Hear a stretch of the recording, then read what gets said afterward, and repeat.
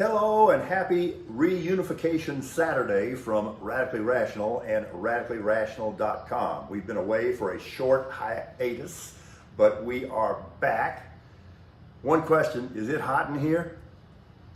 Yeah, actually it is, since the air conditioning in here is out of whack and out of business for the 8th straight day.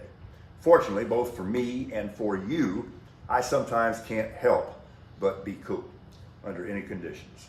So, did you ever notice, as we'll start with sports, but did you ever notice how ESPN is structured very much like the National Football League it covers?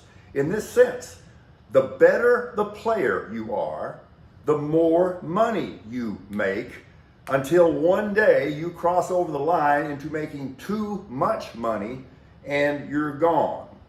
And that's what happened with the purge at ESPN. Now, Keyshawn, no loss there. He's just a braying donkey. Nobody is going to miss Keyshawn except Keyshawn. Just throw him the damn pink slip. But you did that to Jeff? And you did that to Jalen? And you did that to my Susie? You are one mean mouse. In the words of the Temptations, and that ain't right. 493 feet? 493 feet. Did you see the bomb that Shohei Ohtani hit last night? He closes out the month of June with 15 homers. He has 30 on the year, and this one went 493 feet. Reminds me of that scene in Bull Durham where Crash Davis asks Nuke LaLoosh and says, man, anything that travels that damn far ought to have a damn stewardess on it, don't you think? 493 feet. That thing traveled farther than Alan Shepard's Mercury suborbital mission. A-OK. One more baseball note. Texas Rangers, screw you. That is all. NBA free agency. The Mavs have retained Kyrie Irving. Do they consider that a success?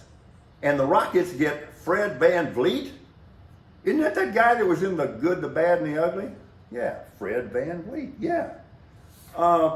Okay, we'll get to the other because some things happened in the Supreme Court over the course of the week that were like a bolt out of the blue. Get it? So we're safer today because they're just chilling. You know, they're done for the time being right now, but only after pockmarking the landscape with all of these artillery shell craters. All right, now look, I am trying to be ever the optimist because I kind of ranked these cases in terms of importance, and different people are going to have different reactions to different rulings on different subjects, but here was my source of relief. They got the biggest one right.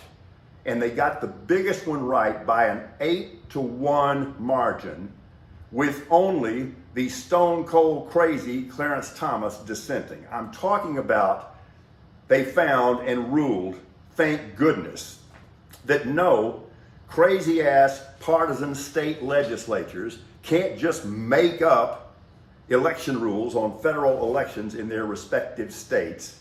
They can't just completely manipulate this without judicial supervision.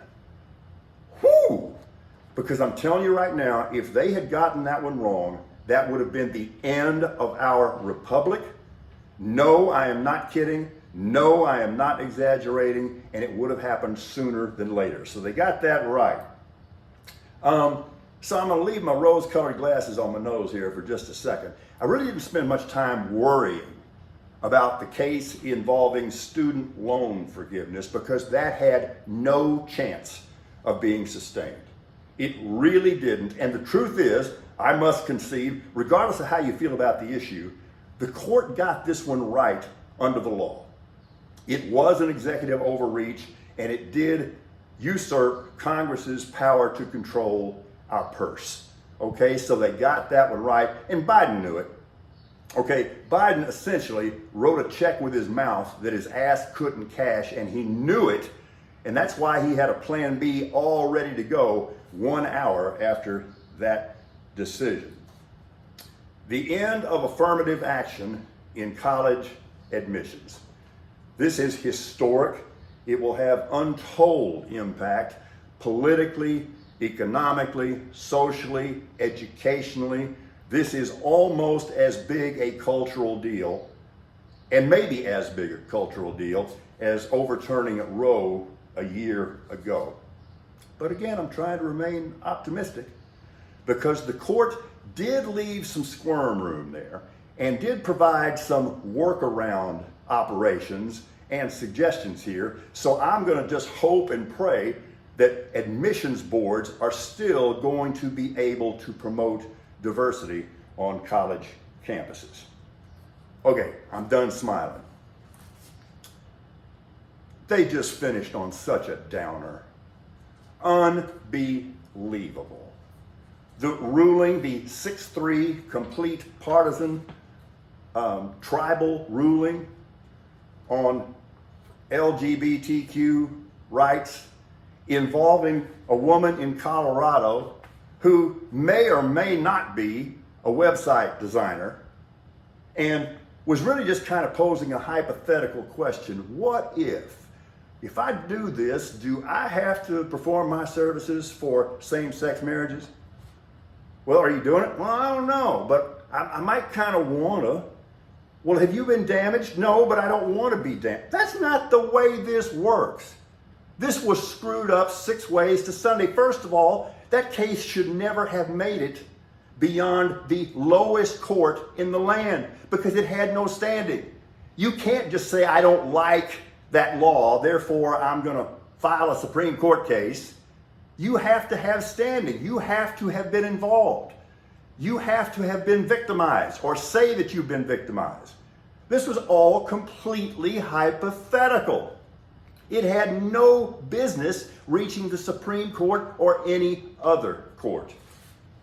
And that was before Neil Gorsuch, who wrote the majority opinion, even picked up his pen. I'm telling you right now, that was the most incoherent, inconsistent, labyrinthine, circuitous, illogical piece of writing I have ever read, and I'm not restricting that to legal writing.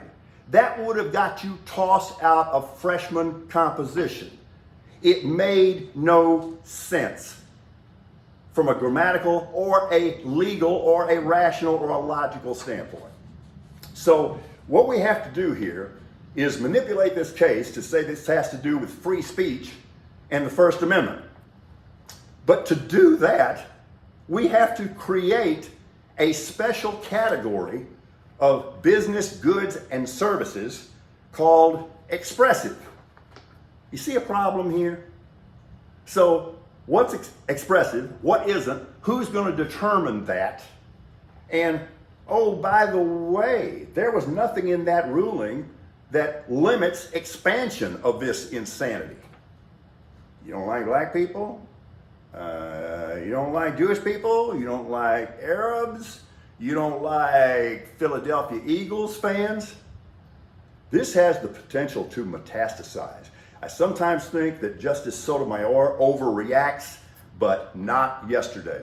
She was dead on right. What just happened in our country is the Supreme Court of the United States just legalized arbitrary discrimination. That's what happened. And the amount of mental hoop jumping that they had to do to get that done, all they did there was accessorize their black robes with red MAGA hats. That was disgraceful, and this is going to bite them in the ass, and here's how. It's a court's job to clean up messes, not create them. Okay? This clarified nothing, and in fact will set off an exponential increase in lawsuits on this subject. We're going to be decades straightening this out. It is a court's job to clean up messes, not make them, and Neil Gorsuch just crapped all over the carpet. Have a good weekend. Stay cool. We're Radically Rash.